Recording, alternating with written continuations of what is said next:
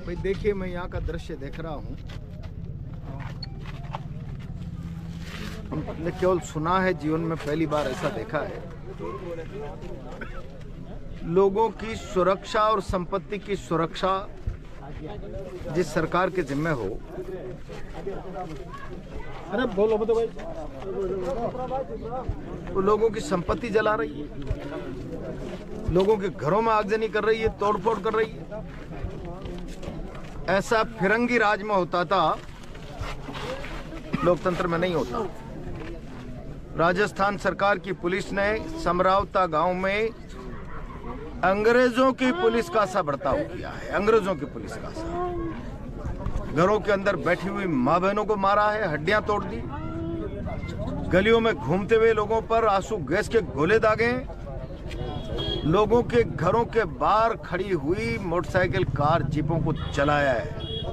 ये तो समझ में आता है, दो पक्ष लड़ गए, संपत्ति को नुकसान पहुंचा दिया, कोई दंगा झगड़ा हो गया पहुंचा दिया। पुलिस चलाकर लोगों की संपत्ति को जला रही है। मैंने ऐसा दृश्य कभी नहीं देखा।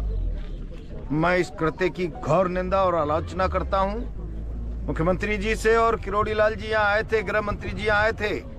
मांग करता हूं, लोगों की जो संपत्ति का नुकसान हुआ है, घर तोड़ना, मकान जलाना, गाड़ी जलाना, फसल जलाना, अविलंब उसकी भरपाई करने के लिए सरकार को कदम उठाने चाहिए। दोषियों के खिलाफ कार्रवाई करनी चाहिए। और अभी जिनसे जबरदस्ती वोट डलाया, मैं सरकारी अधिकारी हूं, तुम सरकार के नौकर हो, वोट डालिए। आदर्श आचार संहिता में किसी भी अधिकारी को सरकार का पक्ष रखने का निष्पक्ष मतदान के अलावा कोई अधिकार नहीं होता। यहाँ के एसडीएम ने अपने अधिकारों का वायलेशन किया है। आदर्श आचार संहिता इलेक्शन की उसका वायलेशन किया है। अविलंब उसके खिलाफ भी कार्रवाई होनी चाहिए। मुझे एक माँ रोकर कहती है, मेरे बेटे को घर से पकड़ के ले गए। मैं हाथ पकड़ के कह रही हूँ, मेरे घर में हूँ, कहाँ जाएंगे? जी सर। घर में से घसीट कर जिन लोगों को ले गए, वे गुनाहों के साथ न्याय होना चाहिए। सर, आज गांव में लोगों से कहा है, मुझे समय दीजिए कि बहुत सारे ऐसे स्टूडेंट है सर, क्योंकि जिनके जो स्टूडेंटों के अभी से भविष्य के साथ में खिलवाड़ कर दिया गया है। मैंने गांव के लोगों को स्पष्ट कहा है, मुझे पार्टी में बात कर लेने दीजिए। जी सर। सरकार के प्रतिनिधि जो यहाँ आकर बात करके गए, मुझे उनसे बात कर लेने दीजिए। जी सर। आंखों पर पट्टी बांधकर नहीं बैठेंगे। अभी तक मुख्यमंत्री जी का कोई जवाब नहीं है सर। आप विश्वास रखिए, सरकार के यहाँ आए प्रतिनिधि मंडल जो सरकार का चेहरा बन के आए, किरोड़ी जी और जवाहर जी। जी सर। क्या उन्होंने बात की है? क्या वो भरोसा गांव को दे रहे हैं? मुझे बात कर लेने दीजिए। मेरी पार्टी के स्टैंड के बारे में भी मुझे बात कर लेने दीजिए। उसके बाद जरूरत पड़ी तो लोगों को न्याय दिलाने के लिए मैंने कहा है, मैं आऊंगा। पंच पटेलों को बुलाना एक बार, और फिर हम यहाँ पर कोई बड़ी महापंचायत कॉल करेंगे।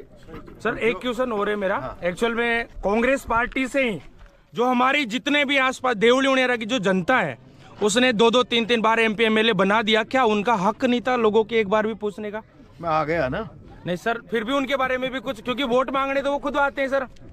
कुछ बोलना चाहोगे इस चीज के बारे में? कहीं न कहीं व्यस्तताएं होंगी, वो भी जरूरत पड़ने पर आ जाएंगे। मैं आ गया हूँ, मैं भी कांग्रेस का प्रतिनिधि हूँ। नहीं, लेकिन सर फिर भी कहीं न कहीं राजनीतिक दल जो है इस गांव को लेकर के काफी साइलेंट है, क्योंकि सीएम साहब का भी अभी तक कोई बयान नहीं आया है। अब मुख्यमंत्री के बयान के बारे में तो मुख्यमंत्री की पुलिस ने, जी सर, ये मुख्यमंत्री का ही तो बयान है। प्रशासन के किसी भी कदम से मुख्यमंत्री मुंह नहीं मोड़ सकता जवाबदेही से। जी सर।